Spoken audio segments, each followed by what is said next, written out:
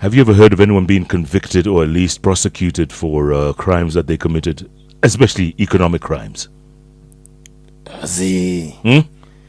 Tuambie tu kwa kweli. Lakini najua kwetu kuna mtu aliyeshikwa akiwa ameiba kuku. Na akapewa 20 years. We're talking about the Office of the Director of Public Prosecutions, the ODPP. And in the studio joining us live today is the Deputy Director in the Office of the Director of Public Prosecutions. Yani he's a step away from that big job. Hiyo disa mtu wangu hapana, ni kama anaitegea sana. Hii ni kama anaitegea sana. Joseph Riungu. Yes. How come no one has ever been prosecuted or convicted that we know? Thank you very much, Jeff, for hosting me here today. I'm here to actually confirm to you that even this year, so far, even before the year has ended, we have 9 convictions. In fact, the recent one that you have just had is against the Samburu governor, Renkulal, and 9 county officials. So I'm wondering, is the convictions hujazisikia? I think that's why we are here. Amepigwa miaka ngapi? Alipigwa fine. Hiyo si atalipa. I'm going to break. Hiyo sasa ni story nyingine kama atalipa. But I how what we have had is a conviction. Zile pesa aliiba. Akatumia kulipa. Makosa ilikuwa nini yao jamaa? Makosa, there's an offense called conflict of interest. For example, unajua siku moja Jeff akidecide kukuwa governor wa Nairobi. Yes. Na vile Jeff akona fans. Akuweke wewe kama one of the directors pale. Afu aseme ufungue kampuni. And then Jeff kama governor anasema hiyo kampuni ipewe tender. Yes. Pesa ikiingia pale mnagawanya. Yes. Very fast. Hiyo file prosecute Jeff. Na nitahakikisha nimepata conviction within the shortest period of time. But Deputy Director, that happens all the time around the counties. And that's why I've already told you, last month we've had a conviction of a case that has taken how many years? 6 years to prosecute. Na nitakwambia sasa ni gavana mgani mkipea fine atashindwa kulipa unless mpatie fine ya billions. One of the strategies as ODPP that we have right now is follow the money. We want to make corruption very painful. Kwa sababu we have realized that ile pesa ambayo it's been mismanaged, misappropriated from the counties. Hiyo ni pesa ya Wanjiku, mimi na wewe tunalipa tax. So we have realized the strategy that we are going to follow and you are following right now is follow the money. So many of the counts and offenses ambazo mtaziona ambazo ziko kwa kotini saizi is money laundering. We have all the mechanisms za kuhakikisha kwamba if you put your wife, your children as proxies, we have all the mechanisms in this country. We have the FLC. Are you aware right now if you bank $1 million Kenya shillings? Lazima useme. This purpose of you have to disclose purpose. But here's the deal. You bank 999,999. Yes. Wait. Now, under FLC, there are certain requirements they're supposed to be reporting under Money Laundering Act. And one of the requirements is that if you make several deposits consistently of 950, 930, 900, that triggers a suspicious transaction. Kwa nini?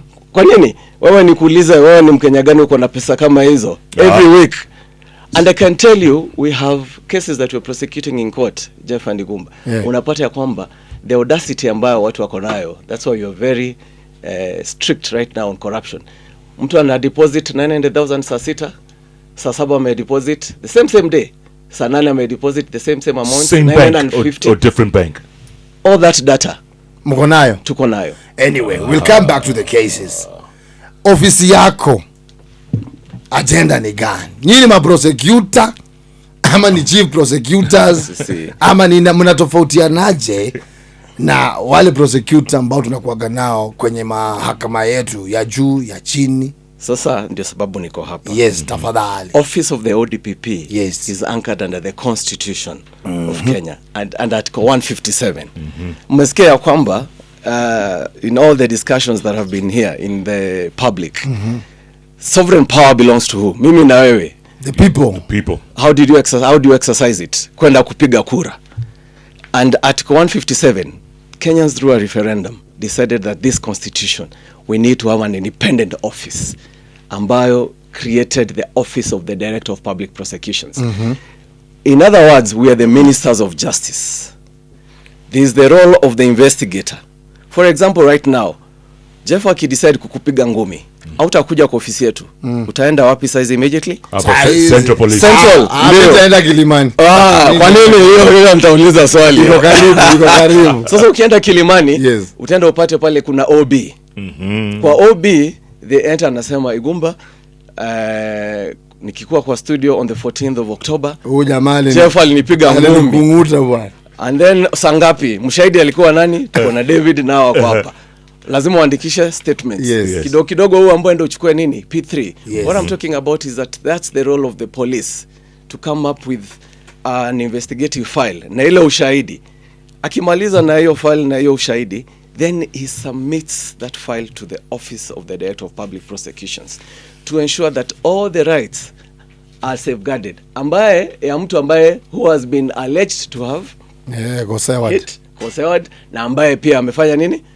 The one who has complained. Correct. And the one whom the complaint is being accused. Yeah. The Constitution says that we should have the rights, everybody's rights should be respected. So our role as the office of the ODPP is to look at that particular file and we look at the evidence. If the allegation is on assault, ambayo you're saying on a particular date, you, Jeff, assaulted or hit you, the officer of the Director of Public Prosecutions, who is the prosecutor right now, will use the powers drawn from the Constitution to independently look at that file and make a determination whether that evidence is sufficient. And in the meantime, Jeff is walking the streets. No.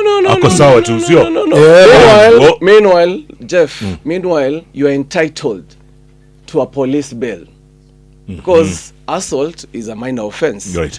If it was murder, as much as yes, you are entitled to a police bail, you have seen that some of these cases that you have heard of, serious cases of murder, unaona police go to ask for 14 days. 14 days, yes. It is us who look at the seriousness of the case. There's a likelihood. This guy is a big shot. Yes. Yeah, if he commits a serious offense, ile pesa he's likely to bribe you. Yes. So tunataka akae pale ndani 14 days. Yes. He doesn't interfere with the witnesses. Ukifanya uchunguzi ukimaliza. Now you remember I was at the point of sasa we are looking at the file and there are certain standards that the DPP has put in place. Nimewaletea hapa ndio inaweza kama guidelines on the decision to charge 2019. Okay. In the office of the Director of the Public Prosecutions. Isn't it the guidelines? These are the guidelines. So Jeff, these guidelines, what they are meant to do, they're supposed to ensure that there is a standard in terms of how we look at the file in all the 47 counties. Remember, the office of the ODPP being a constitutional office, we are in all the 47 counties, in all the courts. Wacha nikukumbushe. Let me even just break it down. Previously, mnakumbuka kulikuwa na police prosecutors. Right? Wale wa vioja mahakamani ama. Remember wale wa vioja mahakamani? Sio. One of the key milestones the Constitution did of 2010 is that it ensured that all the prosecutors must be advocates of the High Court. Wakili. So in all the courts, you will not find any police prosecutor. In all the courts, in all 47 counties, we have prosecutors who are advocates of the High Court. So wamesoma sheria. Wamesoma sheria. Na wamesoma sheria ambaye anasikiza who is the magistrate, pia amesoma hiyo sheria. The defense counsel ambaye ana defend your case, amesoma hiyo sheria. Kwa hivyo, we are ensuring that the justice that has to be served, there is no compromise in professionalism, in the standards that are supposed to be applied to ensure that there is no violation of any right against anybody. And so tukienda mahakamani, wale ma-prosecutor ambao si ukabiliana nao kwenye courtroom, wote wako under your office. Yes. To break it down even, Patrick, under Article 157, the Director of Public Prosecutions, all those prosecutors draw delegated powers. Delegated powers. You have been gazetted. Kwa hivyo ule mtu ambaye akona power ya to make that decision to charge under the Constitution is our Director of Public Prosecutions. Lakini kwa sababu hawezi kuwa kwa kila koti, he has delegated those powers to us as the prosecutors. And that's why these guidelines have been established to guide all the prosecutors. When you're looking at the file to make a decision to charge, usienda kuangalia vitu yako ama story yako. Look at the evidence in the file, look at the public interest. Those we call them the two-stage test. But why is it that unapatanga hawa wazito sana sana they get away with it? Una realize ndio watatajwa hapa pale. Hata saizi kuna kesi ya koti moja huko kuna Wasingishu ile ya Finland. Ile ya Finland. That's why I'm here. Oh, okay. Ngoja. Previously kulikuwa na ex finance cabinet secretary Henry Rotich. Unakumbuka ngori yake? James Oswago unakumbuka? Mohamed Swazuri unakumbuka? Mudhomi Njuki unakumbuka? Samson Cherargei unakumbuka? John Waluke. One of the major convictions that we had in 2020, I was even involved in the sentencing process, was against the John Waluke case. We got a conviction, appealed, all right, in the High Court. The High Court upheld our conviction and said, sisi tulinyorosha hiyo kazi. Judgment has been released juzi. What has the Court of Appeal done? It's within the mandate, all right. Imesema ya kwamba huyu jamaa na the other director, they didn't have a case and set them free. Jeff, we have a collective responsibility, and Patrick, constituents wa John Waluke uliona walikuwa in jubilations, walikuwa na ilikuwa sherehe. But look at the milestones that we have done as our office, all right, because I said you're in the criminal justice system, kila mtu anafanya upande yake. But the Court of Appeal imesema ya kwamba hiyo conviction ambayo ODPP ilikuwa imepata didn't deserve. So that's beyond you. We have done our bit. We have, like you have asked, like Jeff has asked, convictions. We did our conviction. Well, now imagine 4 years how you were saying in our reports we've had a major conviction. What will be in our report this year? Court of Appeal imesema ya kwamba this guy didn't have a case. Former tourism. Wacha tuende pole sasa. Ingine koti moja. I mean Wasingishu. We gave directions last week.